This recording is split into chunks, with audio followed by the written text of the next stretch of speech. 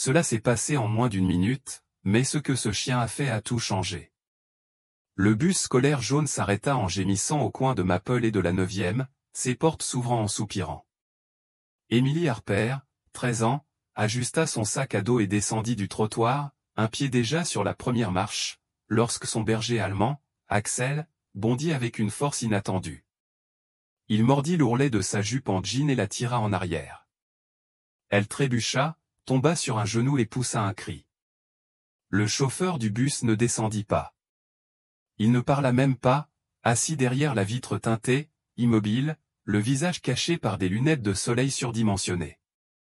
Et quelque chose qu'Emily ne pouvait expliquer, ça lui semblait étrange, incongru, comme se tenir dans une pièce où les meubles avaient été réarrangés pendant qu'on dormait.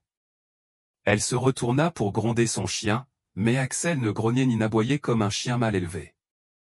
Non, il tremblait, près du sol, les oreilles dressées, tous les muscles de son corps tendus non pas comme un chien en difficulté, mais comme un chien confronté à quelque chose qu'il ne pouvait expliquer avec des mots.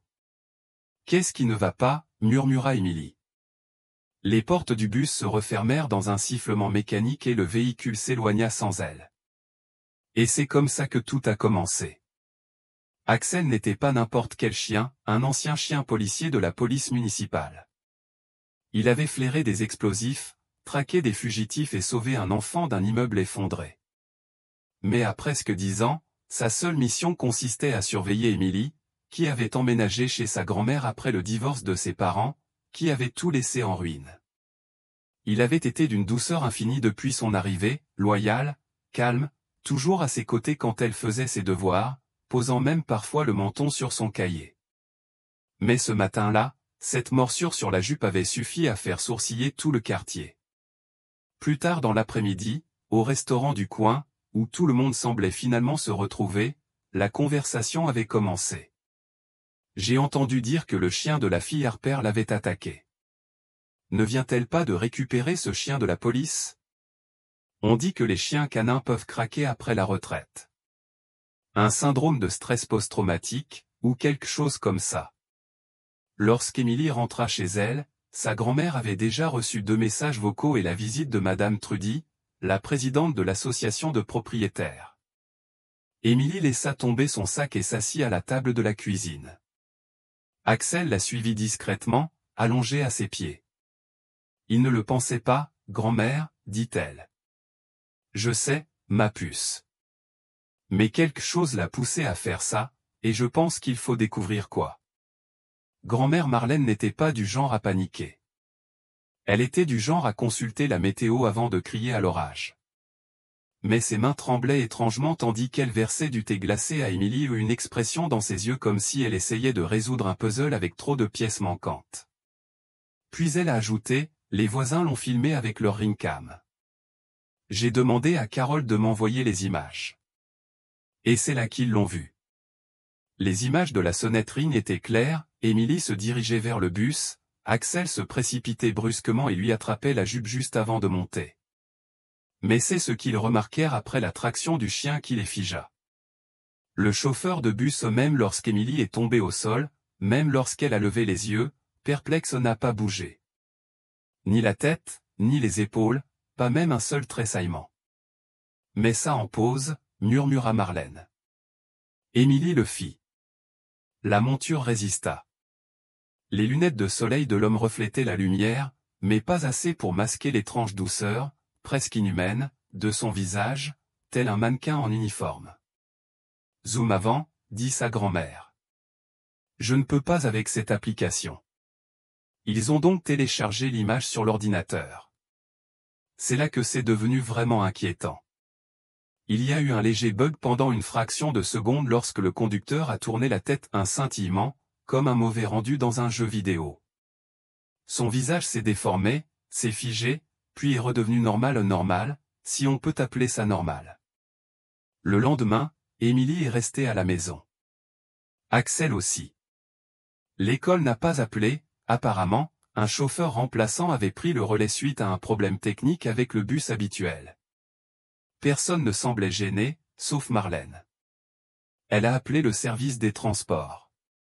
Aucune trace de remplaçant ce jour-là, et d'après le registre, le bus d'Émilie n'était jamais arrivé à l'école, pas de dépose, pas de signalement, juste un dernier emplacement signalé un pâté de maison après l'arrêt.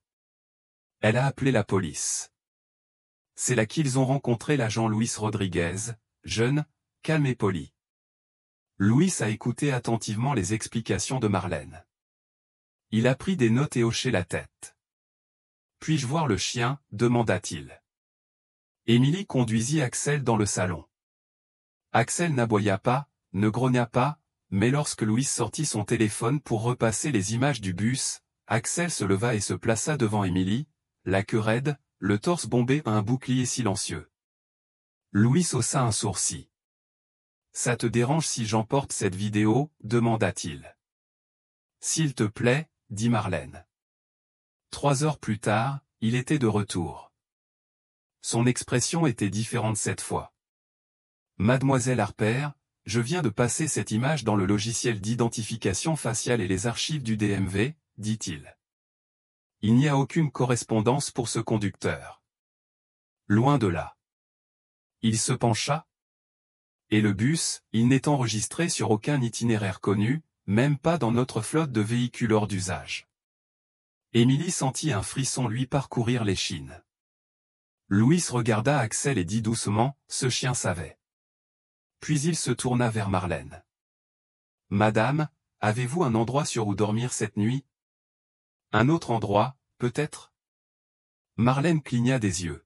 « Pourquoi ? » Parce que si ce n'était pas un bus destiné à récupérer votre petite fille, à quoi servait-il ici ? Si vous êtes aussi stupéfait que nous par l'instinct d'Axel, assurez-vous de vous abonner à notre chaîne Héros Fort Animal, où nous découvrons des histoires vraies de bravoure animale que vous ne croirez pas tant que vous ne les aurez pas vues. Cette nuit-là, Émilie était allongée dans son lit, les yeux rivés au plafond. Axel dormait près de la porte, et non au pied de son lit comme d'habitude. Elle remarqua ses oreilles qui frémissaient à chaque bruit, sa respiration lente mais alerte. En bas, Marlène chargea son revolver pour la première fois depuis 10 ans et le rangea dans le tiroir près de la porte d'entrée. Quelque chose clochait. Et au fond d'elle-même, Émilie savait qu'Axel l'avait empêchée de s'engager dans quelque chose de bien plus dangereux qu'elle n'aurait pu l'imaginer, pas un conducteur indiscipliné, pas un véhicule en panne, mais quelque chose de pas tout à fait humain. Émilie n'était pas retournée à l'école depuis l'incident, non pas parce qu'elle avait peur du but, mais parce qu'elle avait peur de ceux qui n'étaient pas à bord. Axel était assis devant la porte d'entrée, telle une statue, jour et nuit, les yeux rivés sur l'allée, les oreilles frémissantes à chaque coup de vent qui frôlait les vitres. On aurait dit qu'il attendait quelque chose dont il espérait qu'il ne se reproduirait pas. Marlène le remarqua aussi. Elle essaya de vaquer à ses occupations habituelles, jardiner, trier le courrier, prendre sa tension 2 fois par jour, mais ses activités lui semblaient désormais insignifiantes, fragiles. Comme si faire comme si de rien n'était était plus dangereux que de l'admettre. Mercredi matin, l'agent Rodriguez est revenu. Cette fois, il n'était pas seul. Derrière lui se tenait une femme d'une 40aine d'années, les cheveux relevés en chignon, en posture militaire, vêtue d'un coupe-vent noir orné d'un emblème argenté de la sécurité intérieure sur la poitrine. « C'est l'agent Monroe, » dit Luis. « Elle est là au nom du département. »« Le département » répéta Marlène.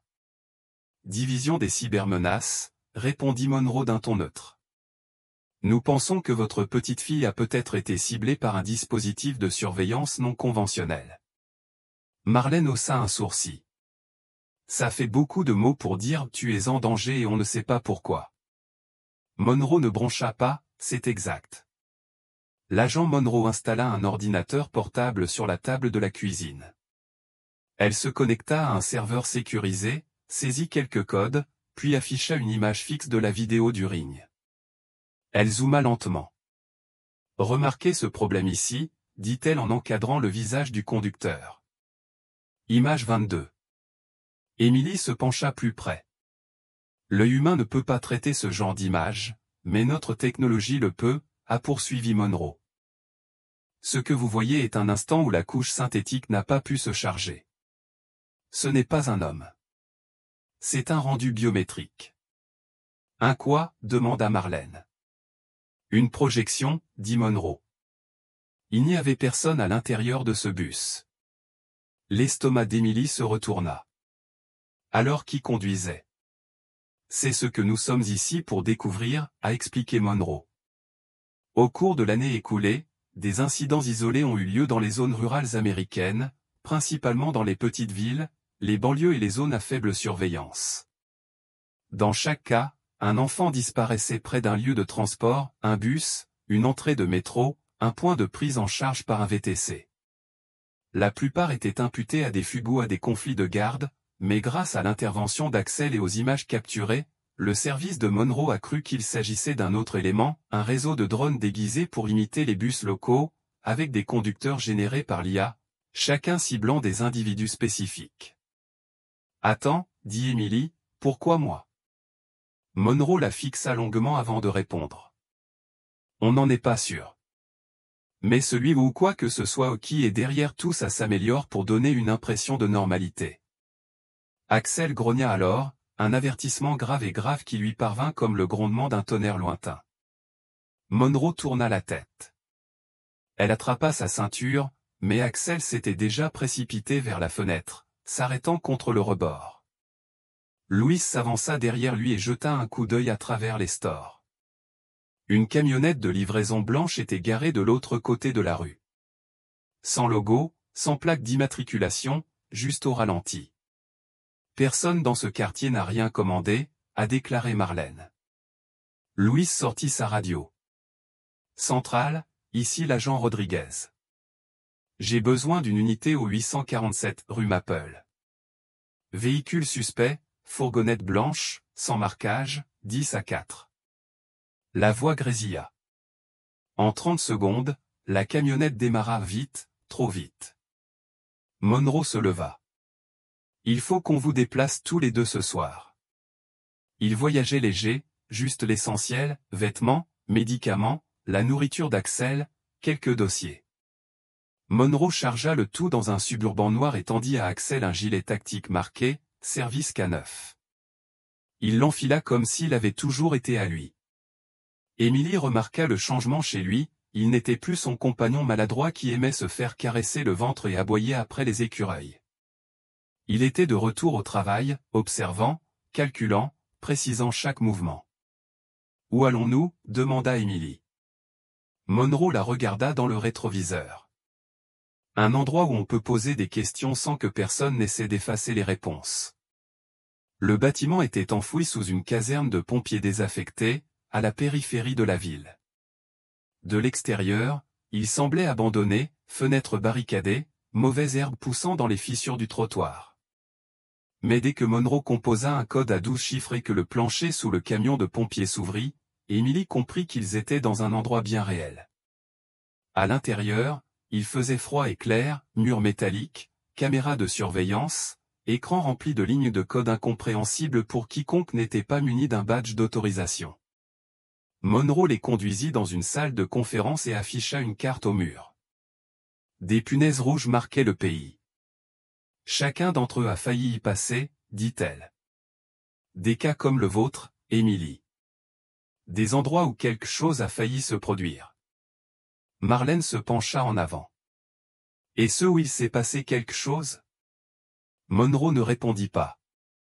Elle tapa sur son clavier, un nouvel écran apparut. Image récupérée, Lac, Texas, 2 mars. Un bus, une fille, un chien qui aboie, la fille qui monte à bord, puis des parasites, puis plus rien. Aucune trace. Pas de trace. Tout simplement disparu. Emily déglutit difficilement. « Je ne veux pas retourner à l'école », murmura-t-elle. « Personne ne te le demande », répondit Monroe. Mais Emily n'était pas seulement effrayée, elle était en colère. Pourquoi personne n'en a parlé? Les parents devraient être au courant. Les enfants devraient être au courant. Parce que nous n'avons pas de réponse, dit Monroe. Seulement des ombres. Et les ombres provoquent la panique. Louise intervint, mais grâce à Axel, nous avons maintenant quelque chose de concret. Une défense. Emily regarda son chien.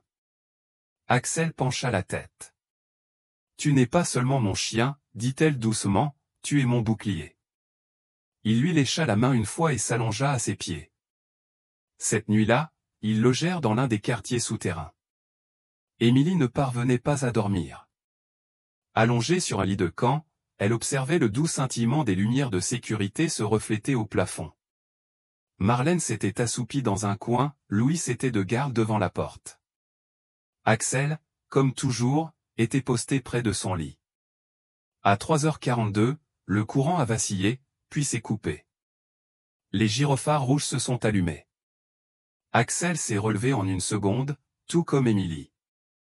Puis la voix a retenti. Une voix dans l'interphone de l'établissement qui n'était pas humaine, trop douce, trop synthétique. Rends-moi ce bien. Il ne t'appartient pas. La voix de Monroe s'est interrompue dans les communications, code noir. Tentative d'intrusion. Confinement en vigueur. Axel grogna comme le tonnerre. Émilie attrapa son gilet. Quelque chose les avait trouvés, et cela arrivait. Les lumières rouges d'urgence pulsaient dans le couloir faiblement, puis fortement, puis à nouveau faiblement. On aurait dit que le complexe souterrain respirait, faiblement et rapidement. Émilie serrait fermement le harnais d'Axel tandis qu'il se pressait contre sa jambe, les muscles raidis, les oreilles frémissantes à chaque bruit. Il n'aboya pas, ne bougea pas, il attendit simplement, les yeux rivés sur la porte métallique comme s'il s'attendait à ce qu'elle s'anime. Dehors, quelqu'un criait dans le couloir, puis un grand bruit métallique retentit, comme un tuyau qu'on laisse tomber ou une porte qu'on arrache de ses gonds. Marlène, maintenant parfaitement réveillée, attrapa la lampe de poche de secours à côté de son lit et l'alluma. Le faisceau étroit traversa la brume rouge comme un scalpel. « Reste derrière moi, dit-elle, debout dans sa robe et ses pantoufles, comme si on était en 1957 et qu'elle était prête à affronter un intrus avec un rouleau à pâtisserie. Émilie rit à moitié, sanglota à moitié, « Grand-mère, sérieusement ? J'ai élevé 4 enfants et survécu à 2 tornades, répondit-elle. Qu'ils me mettent à l'épreuve. » Quelques secondes plus tard, Monroe fit irruption, arme au poing, suivi de l'agent Rodriguez, qui avait troqué son uniforme contre une tenue tactique. La sueur perlait à la racine de ses cheveux. Il avait l'air de quelqu'un qui venait de voir quelque chose qu'il ne pouvait expliquer, mais qu'il ne pouvait oublier. « Suivez-moi. » Maintenant, ordonna Monroe. Pas le temps pour les questions. Ils traversèrent les tunnels d'urgence, serpentant dans des couloirs sombres, passant devant des pièces verrouillées et des écrans clignotants. Axel resta collé à Émilie tout le long du trajet. « Quelle était cette voix ?» demanda finalement Émilie, haletante, alors qu'elles atteignaient un ascenseur en acier. Monroe ne s'est pas retourné. « On m'a qualifié d'atout, » poursuivit Émilie. « Pourquoi ? Qu'est-ce que ça veut dire ? » Rodriguez répondit doucement.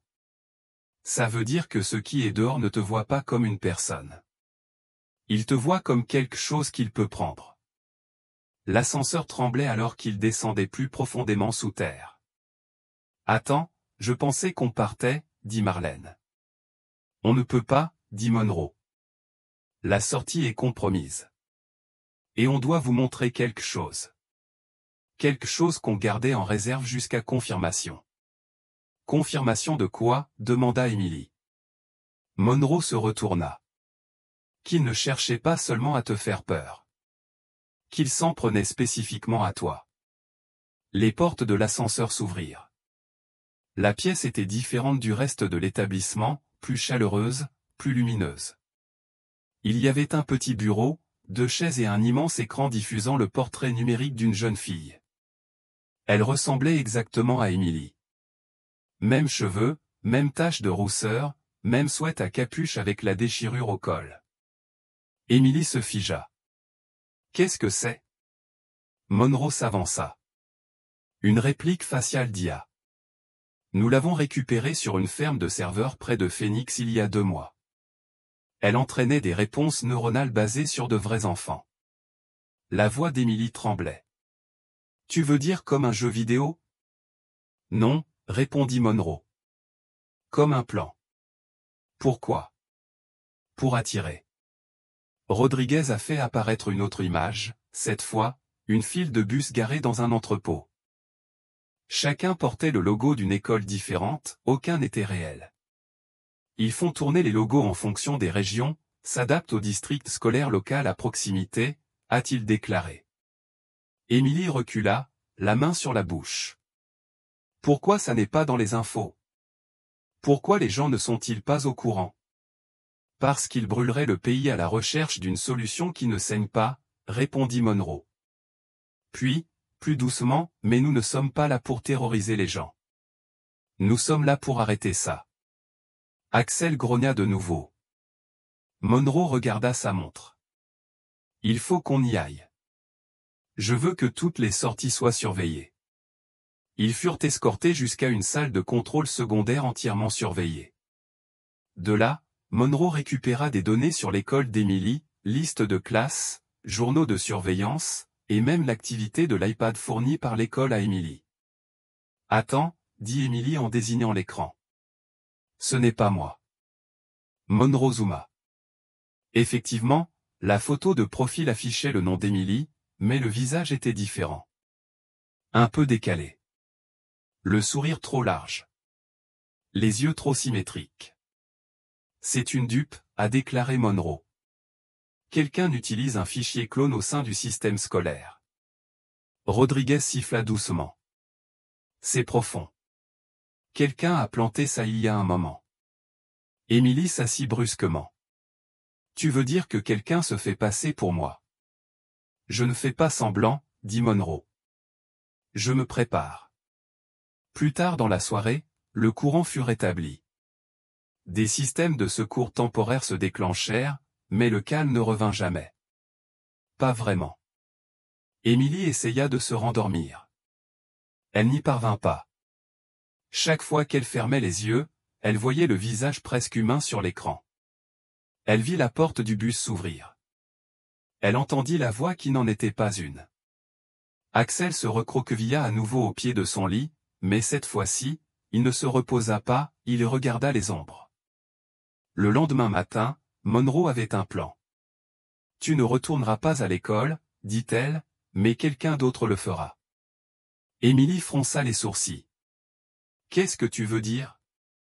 Un leurre? » Monroe a expliqué, « Nous voulons voir s'il revient et comment il se comporte. » Tu utilises quelqu'un qui me ressemble comme appât.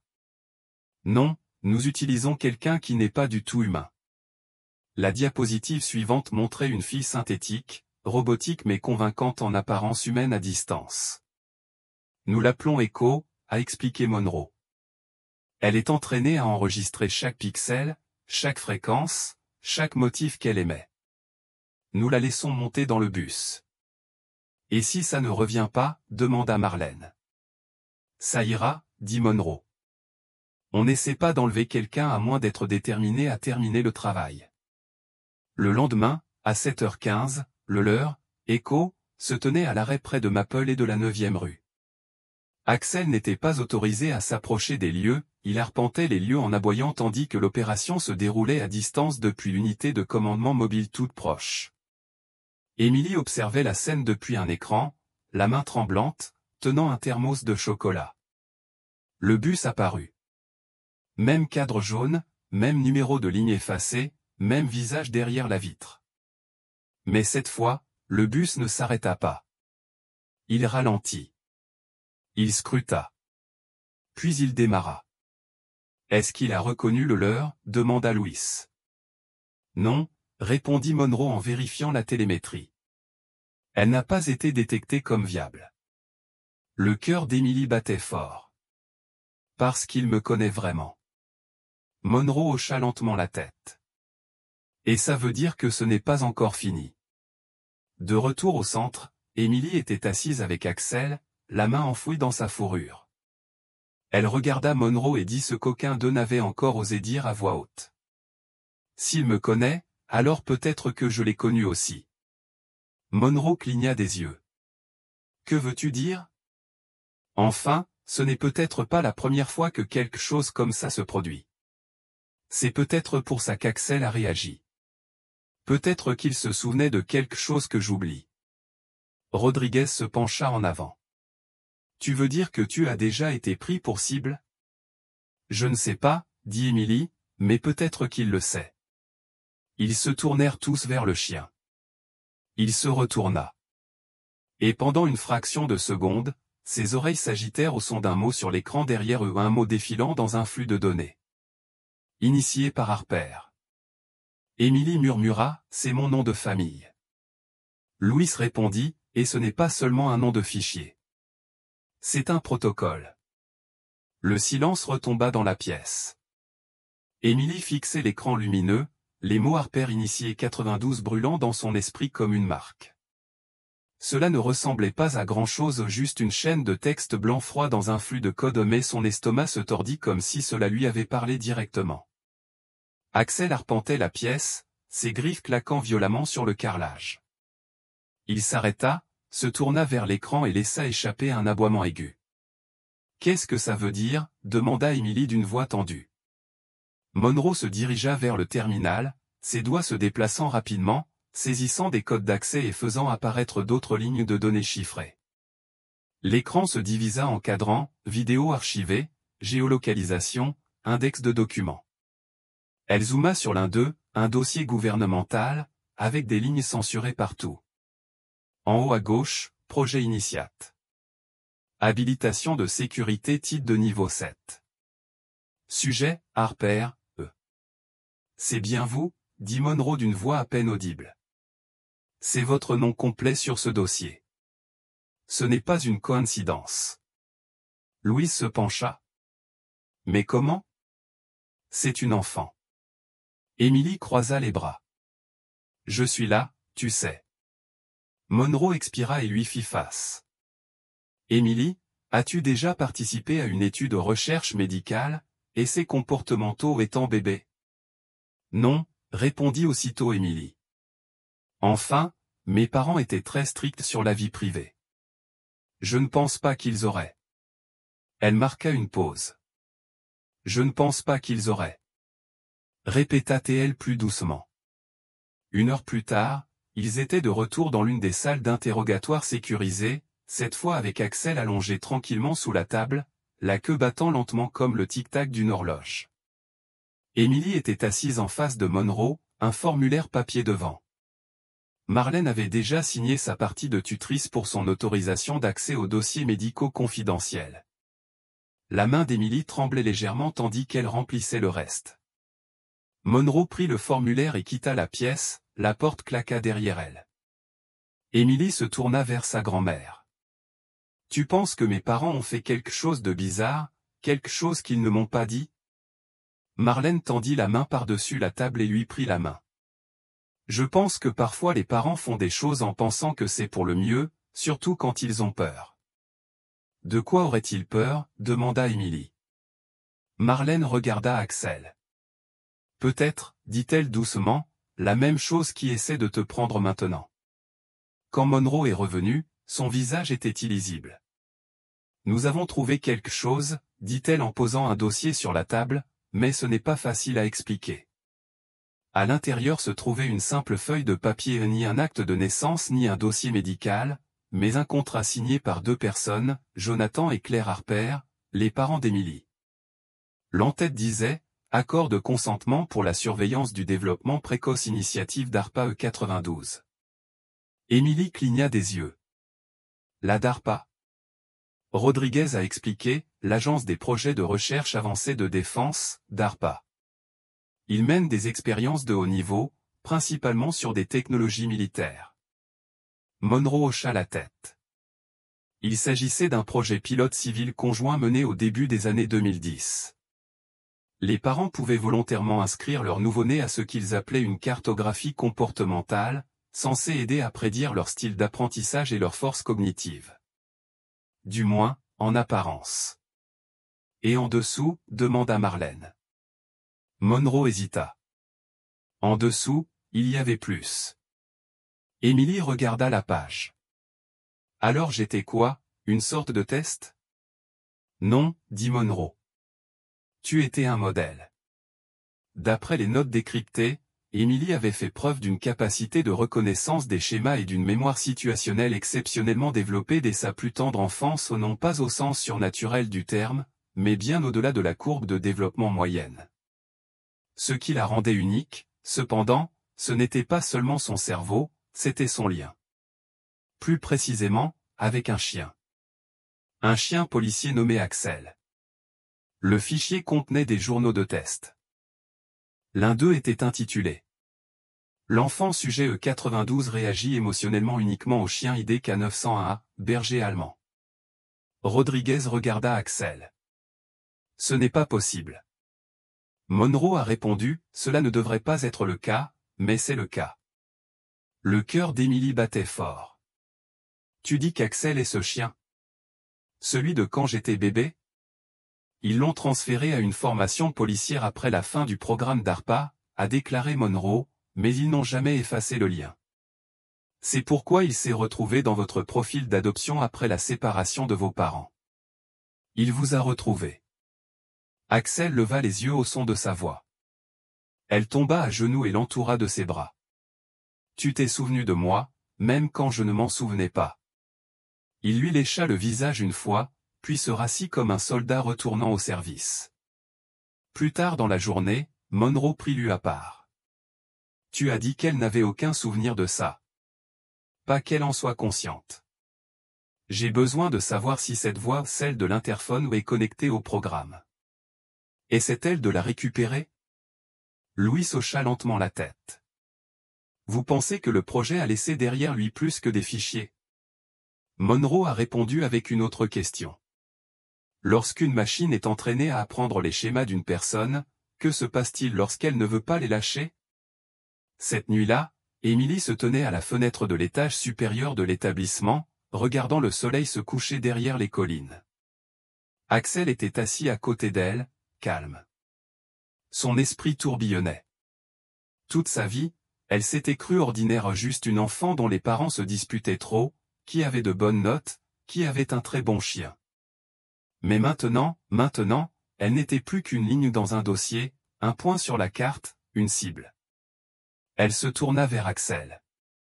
Tu le savais avant moi, dit-elle.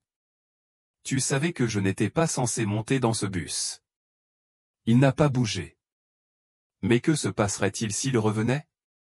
Cette fois, ses oreilles tressailliraient, pour la première fois depuis l'incident du bus, Axel grogna. De retour au centre de commandement, Monroe observait les images satellites défiler sur les écrans. Un signal rouge clignotait, un objet se déplaçait à nouveau. Un véhicule, sans plaque d'immatriculation, de forme identique, suivant le même itinéraire. Il retournait dans le quartier d'Émilie. Rodriguez est intervenu. Même marque? Monroe hocha la tête. Et cette fois, il y a un passager. Rodriguez plissa les yeux. Humain? Je ne sais pas, elle appuya sur un bouton pour activer l'imagerie thermique. La silhouette à l'intérieur brillait d'une lueur froide, trop froide pour être vivante. Monroe a appelé Émilie dans la salle de briefing. Nous avons quelque chose à vous montrer, dit-elle. Elle retourna l'écran. Il montrait la rue près de Maple et de la 9e rue, une enfant presque identique à Émilie, marchant seule vers le trottoir. Émilie regarda fixement. Ce n'est pas moi, dit-elle. Non, répondit Monroe. Mais ceux qui ont fabriqué ça, ils pensent que c'est ça. À l'écran, la jeune fille monta dans le bus. La porte se referma et, avant même le départ, le chauffeur se retourna. Son visage se modifia, légèrement déformé, puis se forma quelque chose de nouveau. Quelque chose de presque familier à un visage qu'Émilie avait déjà vu, mais pas en vrai. Dans un miroir. Rodriguez s'avança. Émilie, c'est ton visage. Non, murmura-t-elle. Ce n'est pas mon visage. C'est celui qu'il pense que je devrais encore avoir. Monroe se pencha. Alors, que veut-il au vrai toi? Émilie ne répondit pas au début. Puis elle regarda Axel et dit. Il ne veut pas de moi.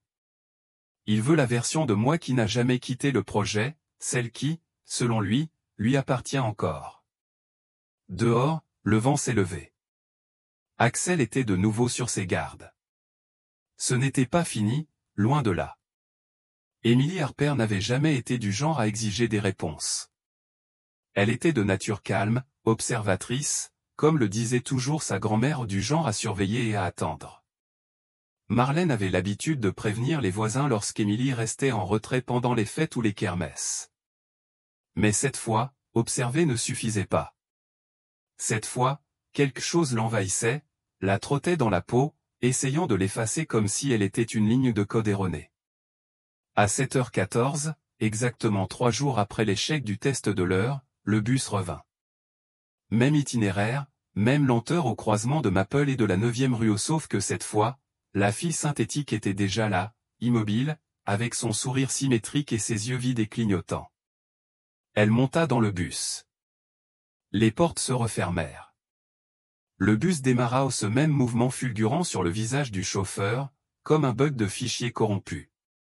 L'équipe du laboratoire enregistrait tout. Monroe, debout, raide derrière les écrans, regardait la scène se dérouler sans un mot. Rodriguez se pencha en avant, plissant les yeux. « Qu'est-ce qu'il y a sur le siège derrière elle ?» Monroe interrompit la prise de vue. Zooma. Il était là, un harnais. Un harnais d'unité canine, délavé, rayé, mais familier. Emily halta. C'est le premier gilet d'Axel. Les sourcils de Rodriguez se froncèrent. Pourquoi aurait-il ça? Emily se tourna lentement. C'est un appât pour moi. Plus tard dans la journée, Emily s'assit sur le bord de son lit, regardant ses mains. J'ai l'impression de vivre dans une fausse version de ma vie, murmura-t-elle. Axel était allongé à côté d'elle, pas endormi, en train de regarder. Marlène est arrivée avec un plateau contenant des sandwichs au fromage grillé et une canette de soda à la cerise. J'ai pensé que la nourriture réconfortante pourrait t'aider, dit-elle en la posant. Emily sourit faiblement. Merci, grand-mère. Marlène s'assit à côté d'elle. Tu sais, ton père dessinait des cartes à chaque voyage. Il esquissait les endroits où on allait, même avec un GPS. Il disait que ça lui donnait l'impression de maîtriser la situation. Est-ce qu'il a déjà eu l'impression de contrôler la situation, demanda Emily. Jamais, dit Marlène en riant doucement, mais cela l'a aidé à affronter l'inconnu. Emily regarda le sandwich. Je veux y faire face aussi, quelle que soit cette chose. Tu es plus courageuse que tu ne le penses, bébé. Au centre de commandement, Monroe les a informés de la prochaine étape. Tu n'es plus seulement une cible, dit-elle à Emily. Tu es la seule personne que nous ayons rencontrée qui ait un lien direct avec le protocole bon original. Cela fait de toi une clé. Une clé pourquoi? Découvrir où il vit. Monroe hocha la tête. Nous avons suivi le trajet du bus à travers des dizaines de zones mortes, des endroits sans réseau cellulaire, sans couverture GPS.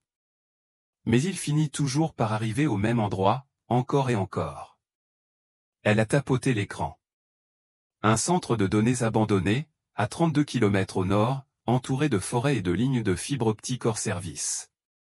Aucun enregistrement depuis 2017.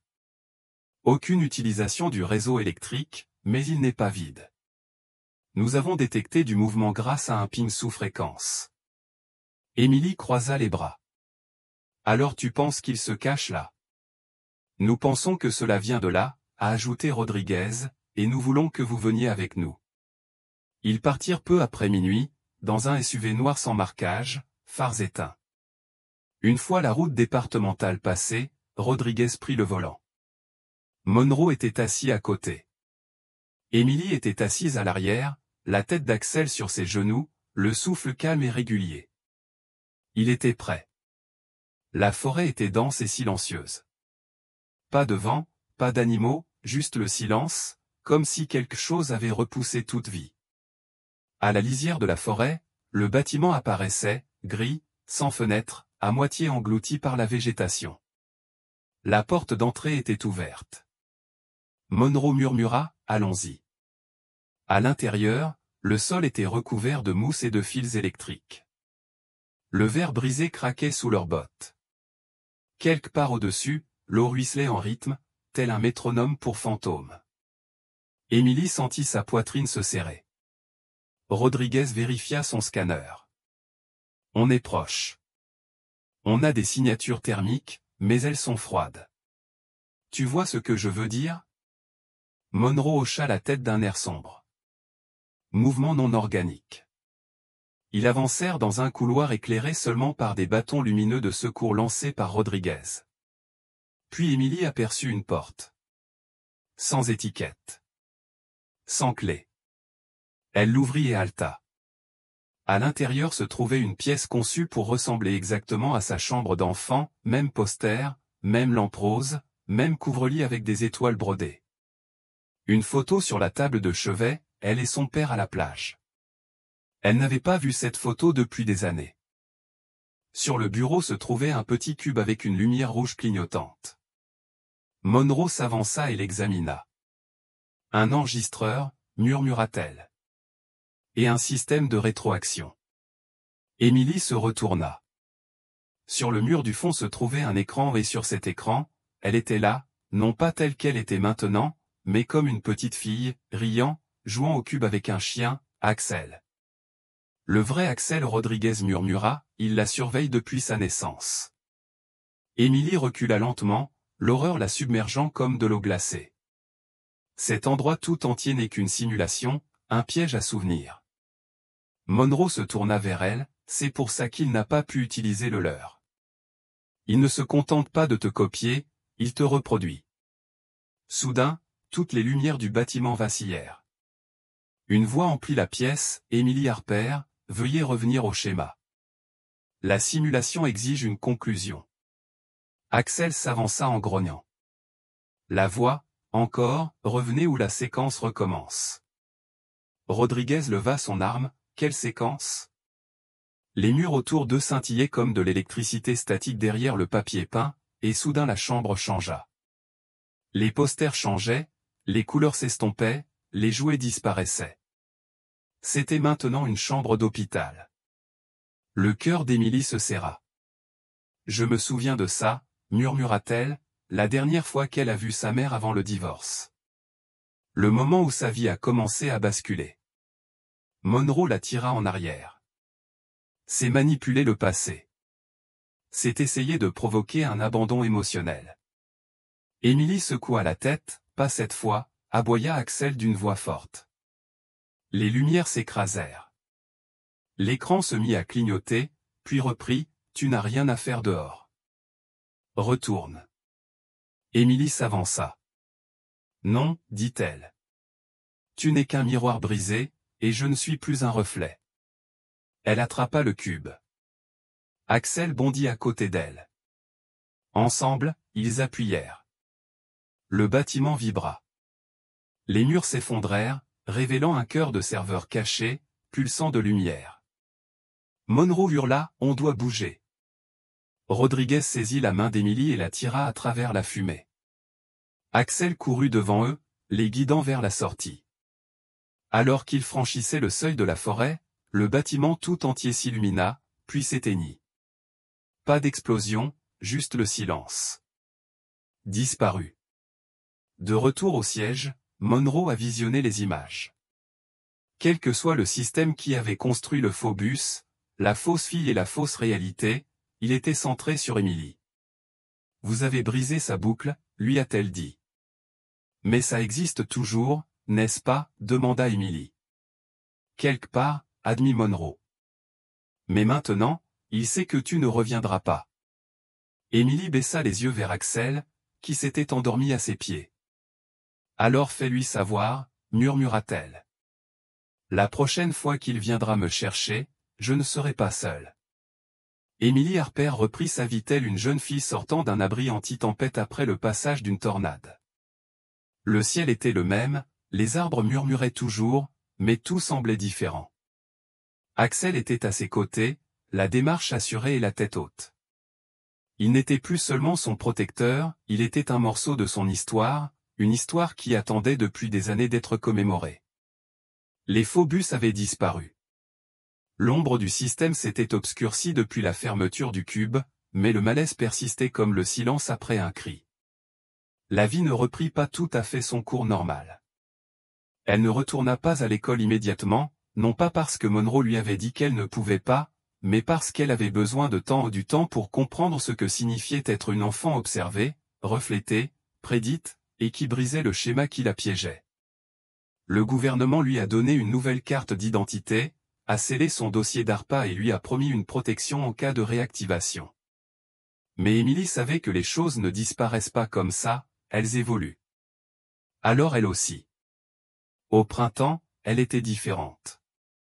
Plus vive, plus calme, sans peur, mais consciente. Elle passait plus de temps dehors à entraîner à nouveau Axel même si, en réalité, c'était lui qui l'entraînait. Ils couraient ensemble le matin, étudiaient la détection d'odeurs l'après-midi, et en avril, Axel était de nouveau certifié non pas comme chien policier, mais comme partenaire. Et les gens l'ont remarqué. Les journalistes locaux ont commencé à poser des questions. Comment une fille de 13 ans a-t-elle pu survivre à quelque chose que le gouvernement ne voulait pas révéler? Qu'avait vu le chien? Qui était Echo, la fillette surprise qui avait disparu aussi discrètement qu'elle était arrivée? Emily leur donnait à chaque fois la même réponse, ils savaient. J'ai écouté. À l'été, Monroe avait accepté un nouveau poste dans l'Ouest. Elle laissa à Emily un téléphone satellite, un manuel codé et un signe de tête discret. Rodriguez resta près d'elle. Il aidait Marlène à faire des réparations à la maison, faisait griller des steaks le week-end et apprit à Emily à lire les signatures thermiques sur un scanner portable. Ils ne cherchaient pas à former une famille, mais ils en formaient une. Puis, une nuit de juillet, le scanner s'est allumé. Emily et Axel étaient assis sous les étoiles dans le jardin. Des lucioles dansaient près de la clôture. Des grillons bourdonnaient. L'appareil a émis un bip, puis un autre un ping de fréquence, même forme, même motif d'impulsion. Emily fixa l'écran. « C'est de retour », murmura-t-elle. Axel se leva aussitôt, mais cette fois, ils ne s'enfuirent pas.